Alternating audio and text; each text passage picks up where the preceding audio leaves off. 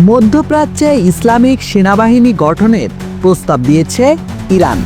দেশটি বলেছে, পাকিস্তান, তুরস্ক ও সৌদি আরবকে সঙ্গে নিয়ে এই সেনাবাহিনী গঠন করা হতে পারে।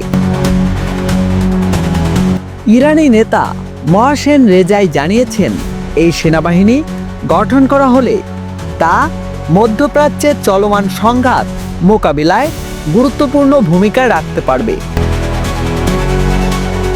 ইরান বলছে, মুসলিম দেশগুলোকে ঐক্যবদ্ধ হয়ে আত্মরক্ষা ও নিরাপত্তা নিশ্চিত করতে এই পদক্ষেপ নেওয়া হচ্ছে। বিশেষজ্ঞরা বলছেন, যদি ইসলামিক সেনাবাহিনী গঠিত হয় তাহলে মধ্যপ্রাচ্যে ক্ষমতার সমীকরণে নতুন মোড় নিতে পারে। এই জোট হতে পারে ন্যাটোর থেকেও শক্তিশালী। এর সদস্য হতে পারবেন শুধুমাত্র মুসলিম দেশগুলো।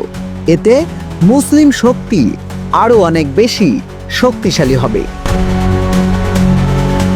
ধারণা করা হচ্ছে, এই সেনাবাহিনী গঠিত হলে এতে মুসলিম দেশের সদস্য সংখ্যা অনেক বাড়তে পারে।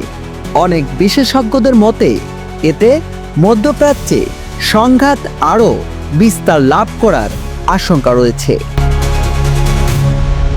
নেয়ামুন নাকিব, বাঙালিওলা নিউজ বাংলা, ঢাকা।